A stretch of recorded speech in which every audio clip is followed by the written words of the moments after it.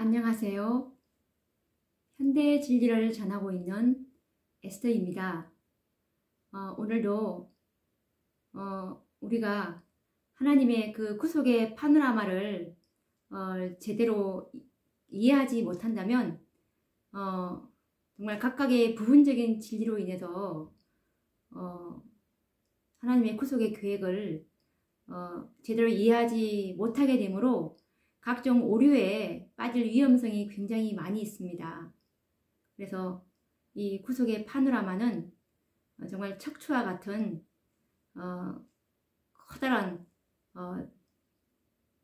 정말 진리의 큰 책이라고 할 수 있는데, 이것만 꽉 붙잡고 있다면 정말 그 많은 위험으로부터 막아내 줄 수 있을 것입니다. 그래서 오늘도 하나님의 그 계획이 무엇인지 그분의 뜻을 아는 것이 그 무엇보다도 중요하기 때문에 오늘도 지난 시간에 이어서 말씀을 또 계속 이어보도록 하겠습니다. 제 동영상을 보시는 분은 처음 보시는 분은 구속의 파노라마 1편부터 이렇게 차근차근 보시면 이해를 더 잘 하실 수 있을 것 같으니 처음부터 이렇게 보시면 더 쉽게 이해를 할 수 있을 것입니다. 지난 시간에 우리가 정말 14만 4천인이 실제 수가 되어야 된다는 그 증거들을 우리가 확실히 연구를 하게 되었는데, 오늘은 계시록 7장에 관해서 조금 더 또 반복해서 공부를 해 보도록 하겠습니다.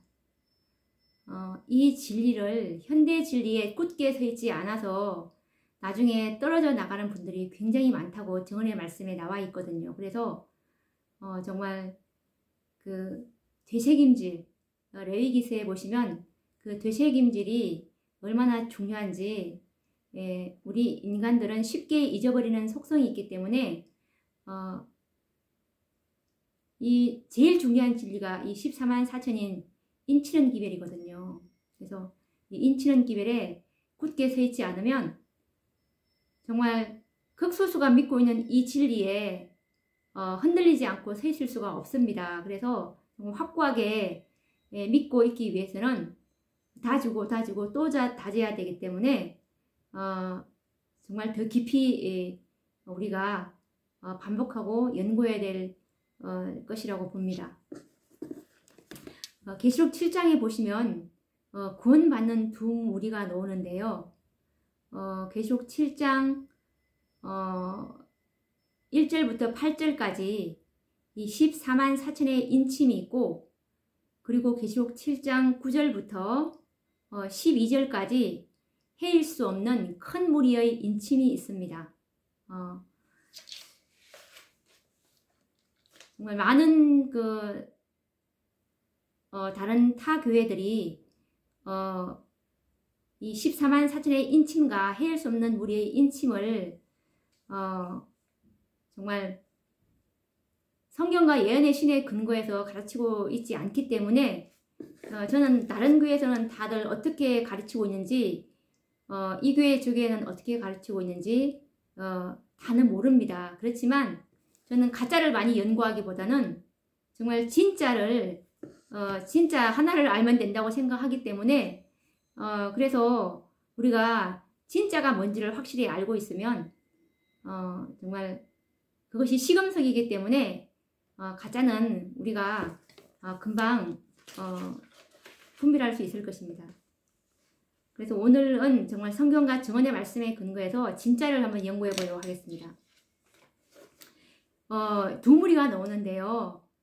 이 두 무리의 그 구원이 예전에 신약시대에서 예수님의 그 12제자 중 그 베드로의 경험에서 베드로가 그 물고기를 물고기를 잡을 때 그 두 번의 이적을 예수님께서 주시게 되는데, 이 두 무리의 구원이 이 베드로의 경험에서도 나옵니다. 누가복음 5장 4절에서 7절 말씀을 보면 제가 그 말씀을 한번 찾아서 읽어보도록 하겠습니다.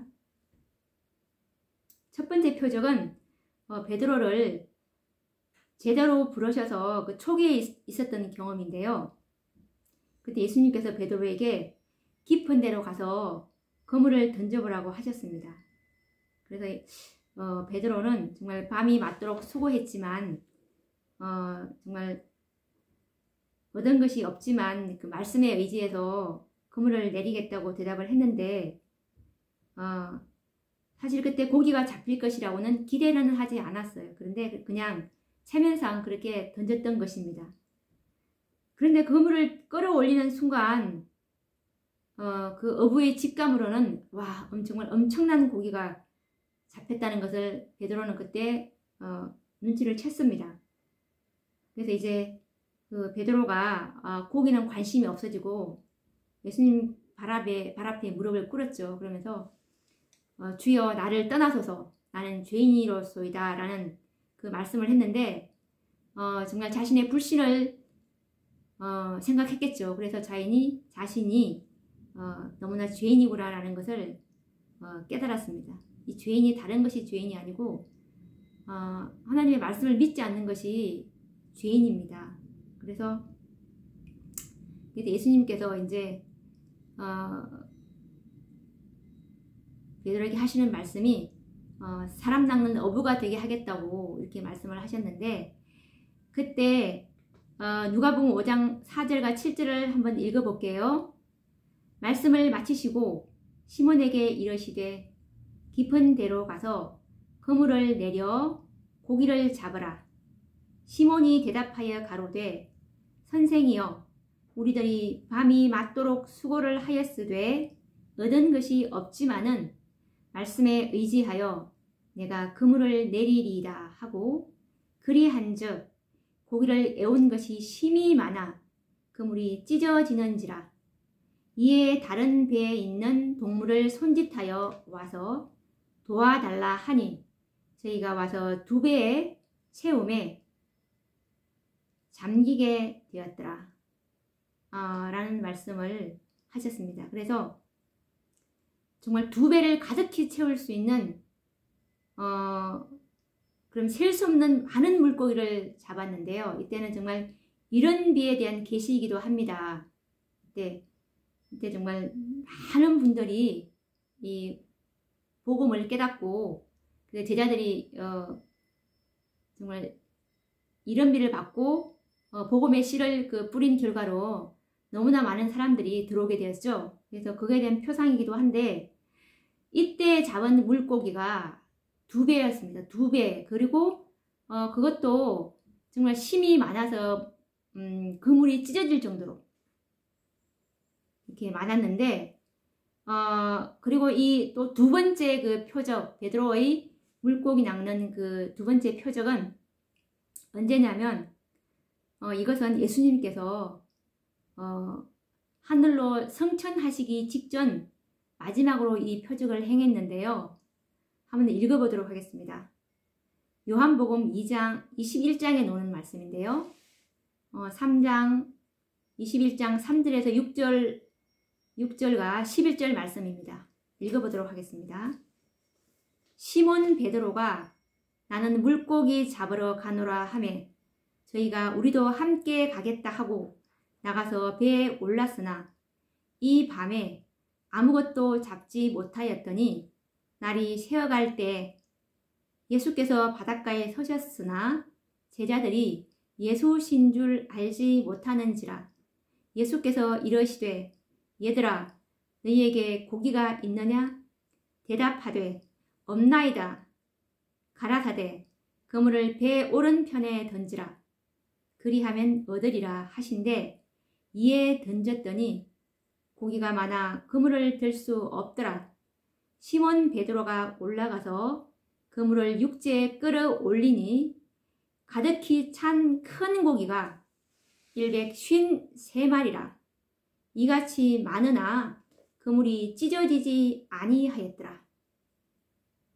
그래서 이 2번째 표적을 예수님께서 십자가에서 이제 부활하시고 성천하시기 직전에 정말 베드로와 제자들을 위해서 행하신 그 예수님의 그 마지막 표적이었습니다.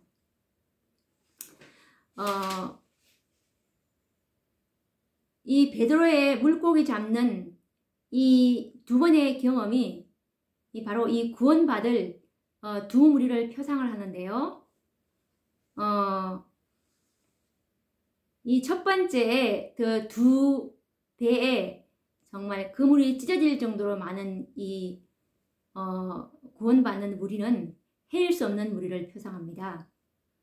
이것은 그 한 배는 아담 이후부터 예수님 그 예수님이 오시기 전까지, 초림 때 십자가에 돌아가시기 전까지 그때에 구원받을 한 배, 그리고 또 베드로가 그 첫 번째 그 물고기 표적에서 두 배 가득히 찢어질 정도로 담았다고 했는데, 또 한 그 배는 예수님이 성천하시고 나서 정말 1844년 셋째 천사의 기별, 살아계신 하나님의 인침으로 인을 받을 그 1844년에 그 인침이 있기 전에 구원받을 또 한 무리, 그 두 배가 이른비를 표상하는 계시이기도 하면서 이 헤일 수 없는 그 허다한 무리, 그래서 고기가 정말 찢어질 정도로, 셀 수가 없을 정도로 이거는 정말 헤일 수가 없는 무리라고 말씀하신 게 바로 이런 것에 비유할 수 있습니다. 그리고 그 예수님께서 성천하시기 직전에 잡은 한 배, 이 한 배는 정말 큰 고기입니다. 큰 고기인데 153마리, 153마리인데 이 물고기는 바로 예수님께서 특별한 소유로 삼으신 정말 그 수요까지 지정해 주신 이 마지막 지성소에서 잡을 물고기입니다. 그래서 이 마지막 표적이 바로 153마리라는 그 숫자가 정확한데요. 이 숫자는 반드시 의미가 들어있는데, 이 지성소에서 잡은 이 물고기가 왜 153마리가 되어야 되냐면, 우리가 성소의 구조를 보면은 성소의 가로가 100규빗이고 세로가 50규빗입니다. 그래서 가로 100, 그리고 세로 50, 그리고 3은 153에서 3은 무엇을 가리키냐면은 뜰, 그 다음에 성소, 그 다음에 마지막 칸이 지성소잖아요. 그래서 세 번째 칸.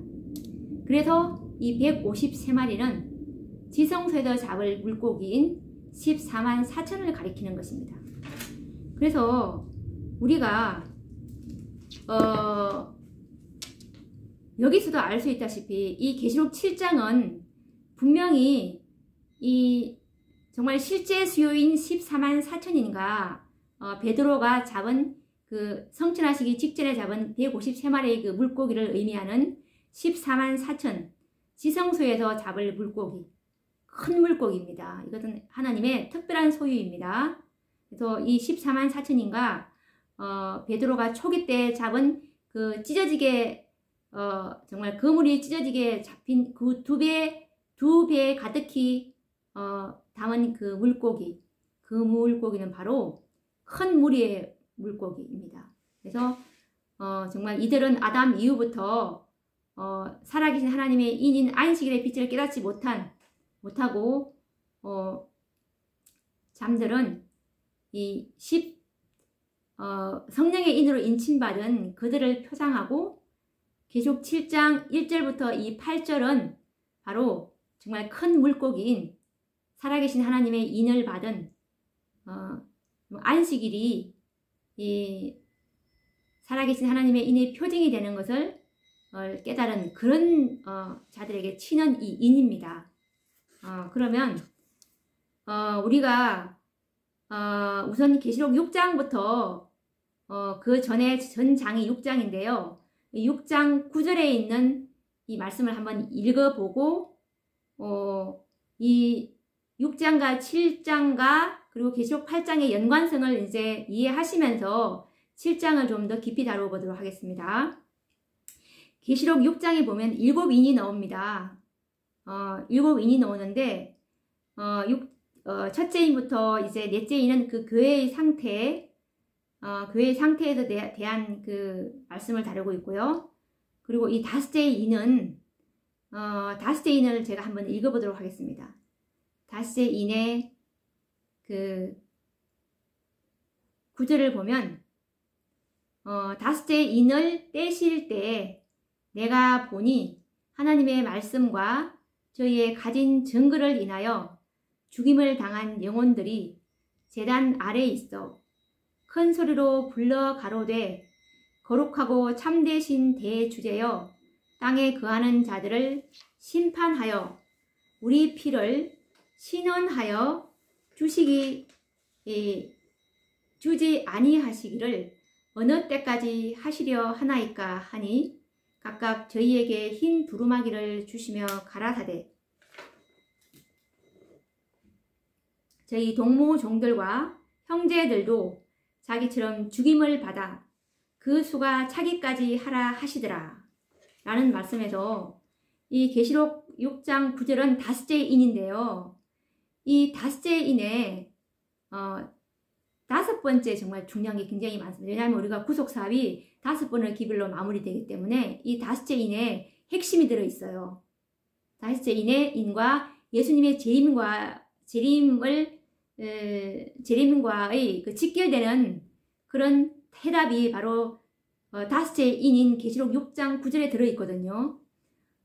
여기서 보시면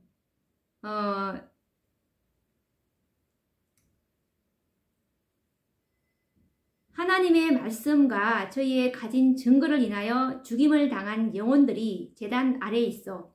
이들이 누구냐면 이 죽임을 당한 영혼들이 누구냐면 바로 이제 하나님의 말씀과 저희의 증거를 가진 종교 암흑 시대의 그 순교자들을 말하는데 이들이 뭐라고 이제 신원을 하냐면 신원이란 말은 이제 원한을 풀어주다라는 뜻인데 이들이 뭐라고 하냐면 우리 피를 도대체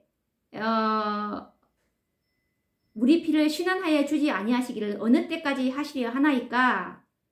그러니까 빨리 이제 정말 예수님의 재림을 보고 싶은 이제 그런 그 욕망이 굉장히 강한 것입니다. 그래서 이제 빨리 이제 부활하고 싶은 그런 마음으로 이제 탄원을 하는데 언제까지 여기 아래에 있어야 되냐.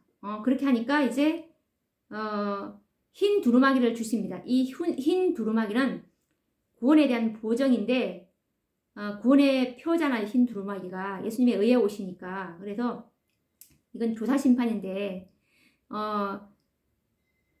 너희들은 이제 이 구원이 확정되니까는 이렇게 예수님께서 이렇게 위로를 주시면서 어떤 말을 하시냐면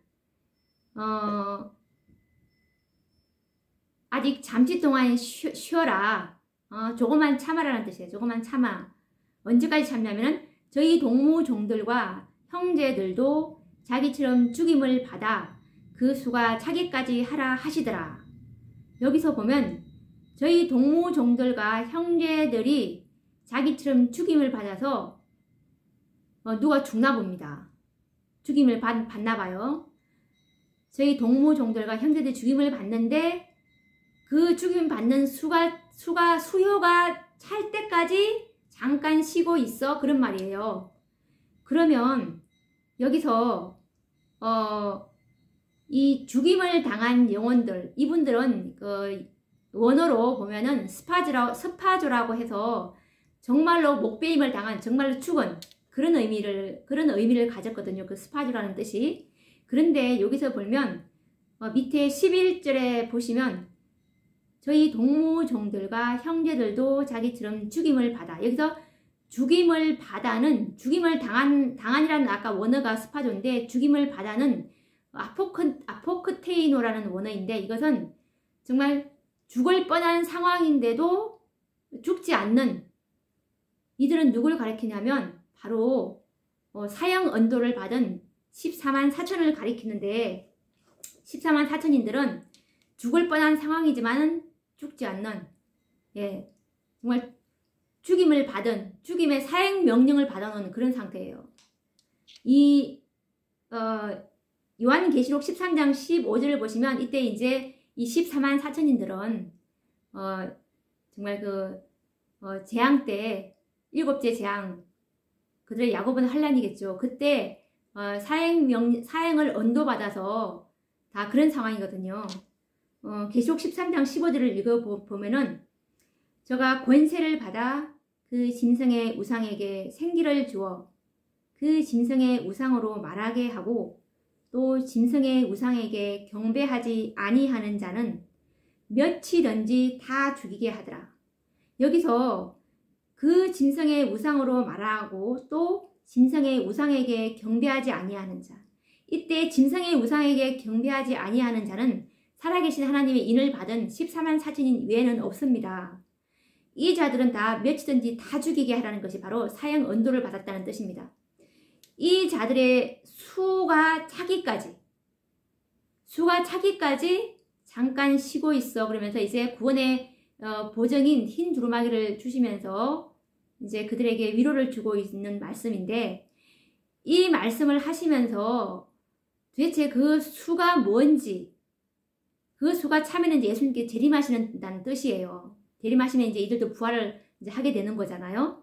그래서 이제 계시록 6장 12절에 보시면 이제 여섯째 인을 떼면서 여섯째 인은 이제 재림의 징조입니다. 재림의 징조를 보여주시고, 계시록 7장을 보시면 이때 구원받는 두 무리의 인침이 나오는데, 바로 6장이 끝나자마자 아까 계시록 6장 9절에 그 수가 언제까지 차야 되느냐, 그 수가 차기까지 하라 하시더라, 이 말씀을 하시면서 7장으로 딱 넘어가면서 그 7장에서 14만 4천의 인침이 보입니다. 그러면 여기서 어떤 수가 차기까지 하라고 하시는데, 여기서 만약에 계시록 7장에 있는 구원받은 그 두 무리가 다 헤일 수 없는 무리가 된다면 이 수는 무엇을 가리키는 것일까요? 아무것도 아니겠죠. 그래서 계시록 7장의 이 14만 4천이는 또 이래서 실제 수가 돼야 되는 것입니다. 그렇게 되면서 계시록 7장의 이 14만 4천의 인침이 끝나면서 바로 계시록 8장에 일곱째 인을 떼시게 되는데, 일곱째 인은 바로 예수님의 재림입니다. 이렇게 계시록은 이렇게 풀어지는 것이거든요. 그래서 너무나 정확합니다. 정말 이 14만 4천의 수랑 예수님의 재림이랑 이 직결되는 것이, 그래서 계시록 7장을 이제 넘어가 보면 7장을 한번 읽어보도록 하겠습니다. 이 일 후에 다른 내가 내 천사가 땅 내 모퉁이에 선 것을 보니 땅의 사방의 바람을 붙잡아 바람으로 하여금 땅에나 바다에나 각종 나무에 불지 못하게 하더라. 또 봄에 다른 천사가 살아계신 하나님의 인을 가지고 해 돋는 데로부터 올라와서 땅과 바다를 해롭게 할 권세를 얻은 내 천사를 향하여 큰 소리로 외쳐 가로되, 우리가 우리 하나님의 종들의 이마에 인치기까지 땅이나 바다나 나무나 해하지 말라 하더라. 내가 인마전 자의 수를 들으니 이스라엘 자손의 각 지파 중에서 인마전 자들이 14만 4천이니 라는 이 말씀이 나옵니다. 우선 계시록 7장 1절을 보시면 이제 네 천사가 정말 그 인을, 살아계신 하나님의 인을 칠 때까지 바람을 붙잡고 바람을 붙잡으라는 그 명령을 가지고 내려오는 천사인데, 이것은 초기문집 3장에 인치심이라는 그 장에 보시면 아버지 하나님께서 내려보내신 천사입니다. 이 천사는. 그래서 인치심 장에 보면은 정말 그 천사 예수님께서 이 인을 치는 셋째 천사, 그러니까 계시록 7장 2절에 보면은 다른 천사가 살아계신 하나님의 인을 가지고 해 돋는 데로부터 올라와 라는 말씀이 있는데, 여기서 해 돋는 데로부터 올라온 이 다른 천사는 예수님께서 지성소에 올라가셔서 인치라는 사명을 주신 그 셋째 천사입니다. 이 셋째 천사가 이 해 돋는 데는 해 돋는 곳은 해는 동쪽에서 돋잖아요. 그래서 우리가 성소를 보시면 예수님은 동쪽, 나는 문이요. 그러면서 나는 길이요, 진리요, 생명, 예수님의 문이거든요. 그래서 예수님은 그리고 재림하실 때도 동편에서 오시고, 그래서 이 해 돋는 곳 동쪽은 예수님을 표상합니다. 그래서 이제 해 돋는 데로부터 올라왔다는 뜻은 예수님께서 보내셨다는 뜻이거든요. 그래서 예수님께서 이제 인치라는 사명, 즉 추수 사업을 1844년도에 예수님께서 시작을 하셨다는 뜻입니다. 그래서 이때 이 천사가 이제 와서 인치기 시작을 하는데 1844년부터 우리가 지난번에 다 배웠습니다. 그래서 이제 이 인을 칠 때까지는 정말 내 바람을 붙잡아 주라고 하면서 정말 인치는 수요를 정확하게 말씀을 하시잖아요. 그죠? 그래서 요한이 내가 인 맞은 자의 수를 들으니, 그러면서 이 듣는 숫자가 이스라엘 자손의 각 지파 중에서 인 맞은 자들이 14만 4천인이라고 했습니다. 그래서 정말 이 이스라엘은 일요일 교인들이 믿는 정말 육적 이스라엘이 아니고 영적 이스라엘입니다. 그래서 이제 야고보서 1장 1절에 보시면 내가 흩어져 있는 12지파에게 문안하노라 라는 말씀 우리가 지난번에 배웠죠. 그래서 이때 이 야고보가 쓸 때는 이 육적 이스라엘은 이미 없습니다. 없고 이제 정말 BC 722년인가 그때 이제 북방 이스라엘은 아수르에게 망했고 그러면서 남방 유다도 이제 흩어지게 됐는데 그런 것처럼 이 이스라엘은 갈라디아 3장 29절에 보면은 정말 그리스도에게 붙은 자라고 했거든요. 그들이 바로 아브라함의 참자손이라고. 네, 그래서 이들은 지금 오늘날 이 말세를 살아가는 영적 이스라엘 이들을 말하는 것입니다. 그리고 또 이스라엘은 정말 내 백성은 절기를 지키는 자라고 했듯이 이 오늘날 대속죄를 살아가는 우리들입니다. 그래서 정말 6월절에 거듭남의 경험부터 시작해서 무교절에 또 죄와 죄로부터 분리 이런 절기를 우리가 정말 경험하고 있는 그렇다고 6월절을 정말 6월절을 지키는 그런 것이 아니고 그런 경험 6월절에 경험을 하고 무교절에 경험을 하고 이런 절기를 경험하고 있는 그런 자들을 참 이스라엘이라고 합니다. 그래서 이 이스라엘 자손 각 지파 중에서 인 맞은 자들이 14만 4천이라고 하면서 이제 그 지파당 12,000명씩 이렇게 하는데 이 지파는 각 품성의 특징을 말하는 것입니다. 그래서 이제 그 창세기 49장을 보시면 르우벤은 위강이 초등하다마는 끓는 물과 같다. 그리고 시몬과 레위는 잔해하는 칼이로다. 이렇게 하면서 이제 각 극복해야 될 그 품성의 특징이 나옵니다. 그러면서 각 지파당 우리가 이 사람들을 이렇게 보면은 12가지의 그 품성 안에 드는가 봅니다. 그래서 그 안에 대부분 다 들어가게 됐는데 그 품성의 결함을 극복하고 승리한 자들이 바로 이 12,000명. 유다지파에도 그 속성이 있겠죠. 유다지파도. 그런 것처럼 이 르우벤도 성격이 급하고 그리고 정욕을 극복하지 못하는 이런 것이 있는데 이런 것들을 극복하고 승리한다면 그들도 이 12,000명 안에 계수된다는 그런 말입니다. 그래서 이제 이렇게 해서 이제 14만 4천 명이 이제 계수가 되고 이 14만 4천이 실제 수가 돼야 되는 이유는 너무나 정확합니다. 그리고 7장 9절에 보시면 이제 큰 무리가 이제 나오는데, 요한이, 이 14만 4천의 인침에서, 이들을 요한은, 숫자만 들었지, 14만 4천의 숫자만 들었지, 이 14만 4천을 보지는 못했어요. 그러면서 이제, 내가 14만 4천을 인을 칠 테니까, 이 자들은 이스라엘 각 지파 중에서 로벤 몇 명 이렇게 예수님께서 천사를 통해서 요한에게 이제 알려주는 그거고요.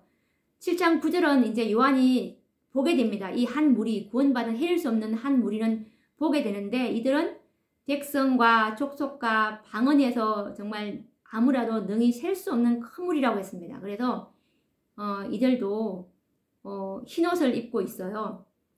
이들이 흰옷을 입고 이제 있는 그 장면이 나오면서 계시록 7장 13절에 보니까 어떤 말이 있냐면, 장로 중에 하나가 응답하여 내게 이르되 이 흰옷 입은 자들이 누구며 또 어디서 왔느뇨? 라는 질문을 합니다.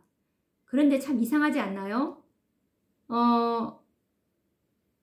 분명히 요한이 7장 9절에서 이 흰옷 입은 무리가 어디서 나오는지 분명히 보았어요. 각 나라, 족속, 백성, 방언에서 아무라도 능히 셀 수 없는 큰 무리가 흰옷을 입고 나왔다고 했는데, 이 13절에는 정말 요한이 정말 몰랐어요. 모르고 이 하는 말이 이 흰옷 입은 자들이 누구며 또 어디서 왔느냐. 어디서 왔는지 분명히 요한은 보았습니다. 헤일 수 없는 무리들은. 그러면 이 흰옷 입은 무리는 분명히 이 계시록 7장 9절에 헤일 수 없는 큰 무리의 흰옷 입은 무리는 아니라는 것을 우리는 알아야 됩니다. 그러면 도대체 이 무리는 누구일까요? 밑에 14절에 이들이 누구인지 설명이 나옵니다. 이들을 많은 교회에서는 헤일 수 없는 무리에 대한 설명으로 이렇게 하는데, 이것은 성경과 정언의 말씀을 깊이 연구하지 않기 때문에 그렇습니다. 14절을 보시면 내가 가로되 내 주여 당신이 알리다 하니 그가 나더러 이르되 이는 큰 환난에서 나오는 자들인데 어린 양의 피에 그 옷을 씻어 희게 하였느니라. 이들이 누구이냐면 큰 환난에서 나왔다고 합니다. 그리고 어린 양의 피에 그 옷을 씻어 희게 하였다고 합니다. 이 큰 환난은 예전에 종교 암흑 시대에 있던 그런 환난이 아닙니다. 이 큰 환난은 정말 그 야곱의 환난, 개국 이래로 없던 큰 환난을 의미합니다. 왜냐하면 그 밑에 어린 양의 피에 그 옷을 씻어 희게 하였다는 말은, 이것은 킹제임스 버전 그 말씀을 보시면 하나님의 모든 계명을 순종한 자라고 했습니다. 하나님의 모든 계명은 예수님께서 지성소에 들어가셨을 때 그때 공개가 되었거든요. 다. 그때 빛이 나왔기 때문에 이 모든 빛이 공개되었을 때 하는 말입니다. 그래서 계명을 지켰다라는 뜻입니다. 그러면서 또 15절에 이 흰옷 입은 7장 13절에 흰옷 입은 자들의 설명이 또 나오는데, 그러므로 그들이 하나님의 보좌 앞에 있고 또 그의 성전에서 밤낮 하나님을 섬김에 보좌에 앉으신 이가 그들 위에 장막을 치시리니 그랬어요. 이들은 하나님의 보좌 앞에 있고 또 그의 성전에서 밤낮 하나님을 섬긴다고 했습니다. 이들은 헤일 수 없는 무리가 될 수 없는 것이, 이 14만 4천인은 나중에 우리가 구원받게 되면 하나님의 그 도성, 새 예루살렘 도성에서 하나님과 어린 양과 그 천사들이랑 같이 산다고 말씀에 나와 있거든요. 그러면서 이들은 14만 4천에 대한 설명이 분명합니다. 그래서 그들이 이제 그 하늘 도성에서 예수님을 도와서 성전에서 봉사할 자들이라고 했거든요. 그래서 이들은 구약시대 때 성전 봉사자인 레위인들을 표상하는 게 말라기서 3장 1절에서 3절을 보시면 언약의 그 사자가 호련히 그 전에 임하는 사건인데 그건 곧 바로 예수님께서 지성소에 들어간다는 그 말씀인데, 이것이 대쟁투에 보시면 지성소에서의 조사심판이라는 그 장에 보시면 이 말라기서 3장 1절에서 3절에 대한 설명이 나오는데, 이것이 예수님께서 지성소에 임하는 그 사건임을 설명을 잘 하고 있습니다. 그래서 여기 보시면 말라기서 3장에 보시면 이 레위인들, 거기서 예수님께서 레위인을 정말 그 회복하는 제물처럼 깨끗하게 연단을 해서 의로운 제물을 하나님께 드릴 것이라는 그 말씀이 있거든요. 그래서 이 레위인은 곧 하늘에 가서 성전 봉사를 할 14만 4천, 예전에 구약에서 그 레위인들의 표상이죠. 이들을 가리킵니다. 그래서 이렇게 계시록 7장 15절처럼 성전에서 밤낮 하나님을 섬김에 보좌에 앉으신 이가 그들 위에 장막을 치시리니, 그래서 이들이 14만 4천에 대한 설명이고, 16절에 보면 저희가 다시 줄이지도 아니하며 목마르지도 아니하고 해나 아무 뜨거운 기운에 상하지 아니할지니, 이 7장 16절의 경험은 바로 7장 때 하는 경험입니다. 줄이고 목마르고, 이때 이들은 정말 그 매매도 금지된 상황이고 금하고 그리고 정말 어떤 분들은 감옥에 투옥되고 너무나 많은 고초를 겪는 그런 14만 4천의 운명이 있는데요. 이런 경험과 결부시키고, 그리고 해나 아무 뜨거운 기운에 상하지 아니할지, 이거는 이제 넷째 재앙 때 이게 해재앙이거든요. 이때 정말 이런 것을 다 목도하는 그런 경험을 말합니다. 그리고 7장 17절에 보시면 이는 보좌 가운데 계신 어린 양이 저희의 목자가 되사 생명수 샘으로 인도하시고 하나님께서 저희 눈에서 모든 눈물을 씻어 주실 것임이니라. 이들의 정말 이 경험은 정말 그 누구도 하지 않는 정말 모세와 어린 양의 경험의 노래가 될 것이기 때문에 이 14만 4천의 이 십자가의 군병들은 정말 대단한 각오로 정말 하나님을 위해서 정말 자기 목숨도 아끼지 않는 그런 믿음의 투사들이 되어야 됩니다. 그래서 이 계시록 7장 13절과 이 17절이 이 14만 4천인에 대한 설명이라는 것이 제가 이렇게 제 생각으로 하는 것이 아니라 각시대의 대쟁투 648페이지에 보면은 이들이 누구인지에 대한 정확한 설명이 나오는데 한번 찾아서 같이 읽어보도록 하겠습니다. 대쟁투 648페이지입니다.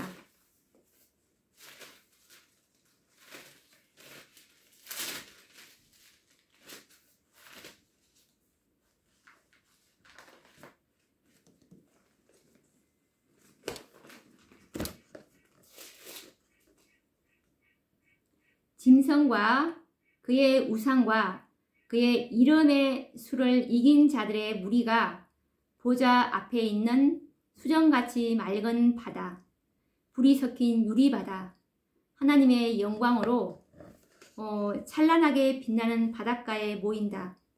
땅에서 구속받은 14만 4천 명은 하나님의 검은 고를 손에 들고 어린 양과 함께 시온산에 선다. 많은 물소리도 같고 큰 외성도 같은 검은 고 타는 자들의 그 검은 고 타는 소리가 들린다.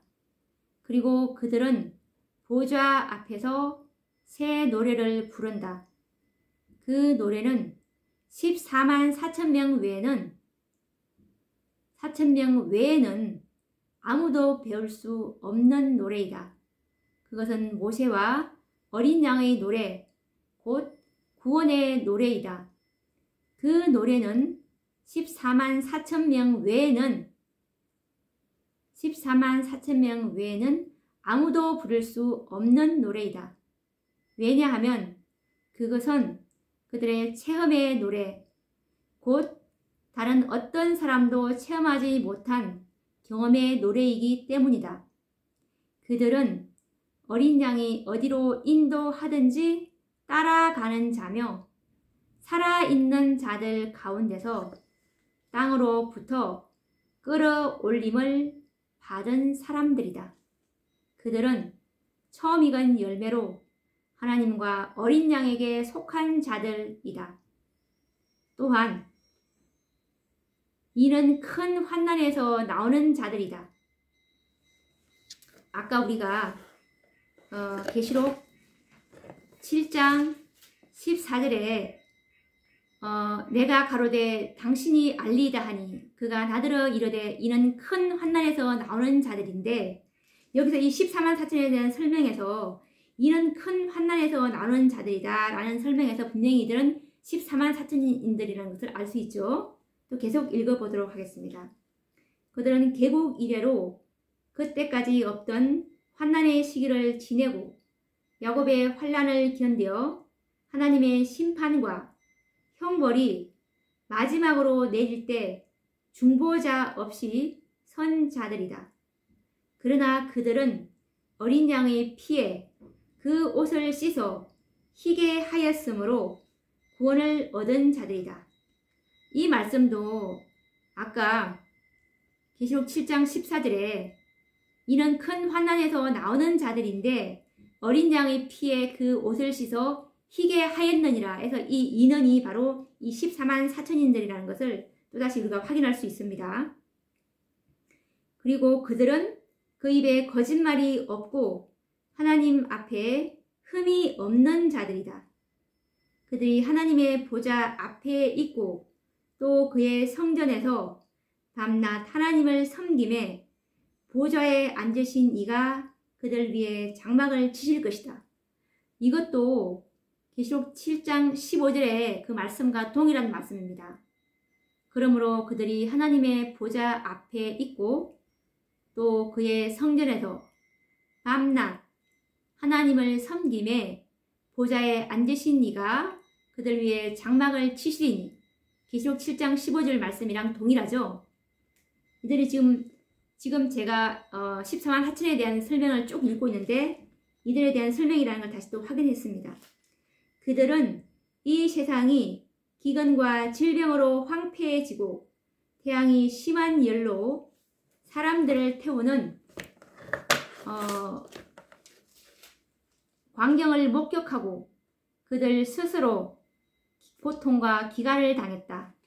그러나 이제는 저희가 다시 줄이지도 아니하며 목마르지도 아니하고 해나 아무 뜨거운 기운에 상하지 아니할지니 이는 보좌 가운데 계신 어린 양이 저희의 목자가 되사 생명수 샘으로 인도하시고 하나님께서 저희 눈에서 모든 눈물을 씻어 주실 것임이라 라는 말씀에서 이들이 계시록 7장 13절에서 17절까지가 헤일 수 없는 무리의 설명이 아니고 14만 4천인들에 대한 설명이라는 것을 우리는 또다시 성경과 정언의 말씀으로 확실히 확인할 수 있었습니다. 그래서 이 14만 4천에 대한 진리는 이것은 너무나 정확한 진리입니다. 그래서 정말 현대 진리의 원수는 이 14만 4천의 인침을 막기 위해서 정말 모든 정말 계략을 풀어서 이 인치는 진리를 깨닫게 하지 못해서 이 모든 정말 교회들의 눈을 가리고 있는데요. 자기 운명과 직결되는 진리이기 때문에 그렇다는 것을 지난 시간에 배웠습니다.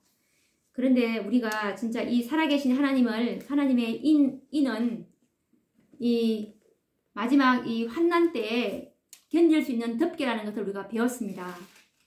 그래서 이 정말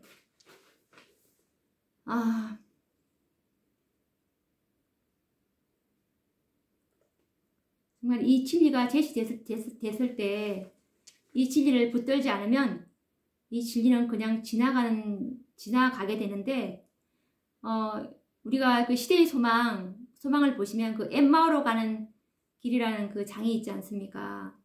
엠마오로 가는 그 두 제자에게 이제 그들이 실망해서 정말 가고 있는데 예수님께서 나타나셔서 그 실망하는 그 제자들에게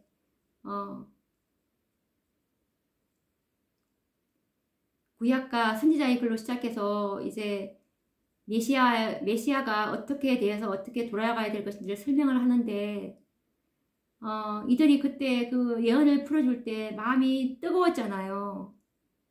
그러면서 그때 이들이 정말 그것을 붙잡고 다시 우리 집에 가서 말씀 좀 더 하자고 이렇게 이런 정말 그 진리에 대한 그 진리를 사랑하는 그 마음으로 그렇게 했기 때문에, 안 그랬으면 그 시대의 소망 보면은 예수님께서 그냥 가던 길을 도로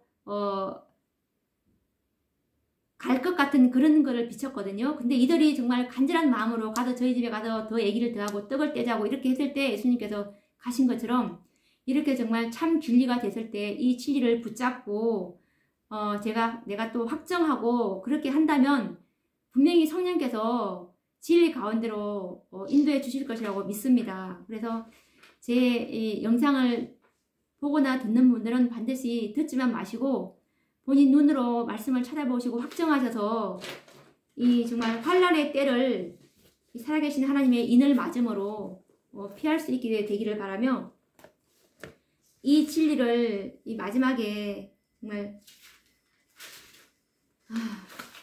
듣지 못하게 되면 나중에 들으려고 해도 이제 들을 수가 없는 상황이 옵니다.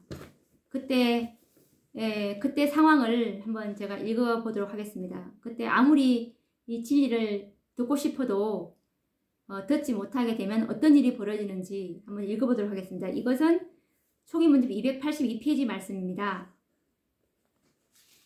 이것은 셋째 천사의 기별이 마침이라는 장에 있습니다. 과거에 하나님의 말씀을 경시하던 자들이 하나님의 말씀을 구하기 위하여 동서남북으로 돌아다니며 여기저기 뛰어다니고 있었다. 천사가 말했다. 그들은 찾지 못할 것이다. 땅에 기근이 이르렀는데 양식이 없어서가 아니요, 물이 없어서가 아니고 주의 말씀을 들을 수 없는 기근이라.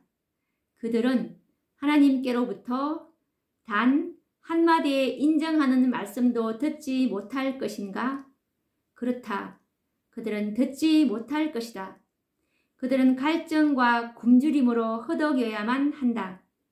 날마다 그들은 구원을 등한시에 왔고 하늘의 보물과 보정보다 지상의 부와 쾌락을 더 높이 평가했었다. 그들은 예수님을 거역하였으며 성도들을 조롱하였다. 더러운 자들은 영원토록 더러울 것이다. 이때 상황은 이제 예수님께서 지성소에 나오시고 중보사업 다 끝마치고 은혜의 시기가 끝난 뒤의 이야기입니다. 악인들은 재앙을 받게 될 때 몹시 화가 났다. 이때는 이제 7재앙을 통과하고 있는 그런 장면입니다. 악인들은 재앙을 받게 될 때 몹시 화가 났다. 그것은 바로 가공할 만한 두려운 고통의 광경이었다. 부모들은 그들의 자녀들은 부모들을, 그리고 형제들은 자매들을, 자매들은 형제들을 서로 가혹하게 책망하였다. 사방에서 통곡 소리가 크게 들려왔다. 이 재난을 면하게 해줄 진리를 받아들이지 못하게 한 사람은 너였다. 여기서 이 재난을 면하게 해줄 진리, 이 재난은 바로 7재앙 때 살아계신 하나님의 인을 받지 않으면 다 구원함을 받지 못하고 계시록 에스겔 9장처럼 살육하는 5 천사에 의해서 심판받게 되는 그런 것인데, 이 재난을 면하게 해줄 진리는 바로 살아계신 하나님의 인인 14만 사천의 진리입니다. 이 재난을 면하게 해줄 진리를 받아들이지 못하게 한 사람은 너였다. 백성들은 그들의 목사들을 향하여 심한 욕을 퍼부으며 비난하였다. 너희는 우리에게 경고를 주지 않았다. 너희는 우리에게 온 세상이 다 돌이키게 될 것이라고 말했으며 일어나는 모든 두려움을 잠재우기 위해 평안하다 평안하다 하고 외쳤다. 너희는 우리에게 이때에 관하여는 말해주지 않았다. 그리고 너희는 우리에게 경고를 준 자들에게 우리를 괴롭히는 광신자들이요 사악한 자들이라고 하며 저주했다. 그러나 나는 목사들도 하나님의 진노를 피할 수 없음을 보았다. 그들의 고통은 그 백성들보다 10배나 컸다. 정말 지금 우리가 이런 은혜의 시기에 이 진리를 더 깊이 연구하고 이것을 정말 진실로 받아들이고 구원을 준비할 수 있는 그런 성도님들이 되길 바라며 오늘도 시간이 다 되어서 또 다음 시간에 또 찾아뵙도록 하겠습니다. 감사합니다.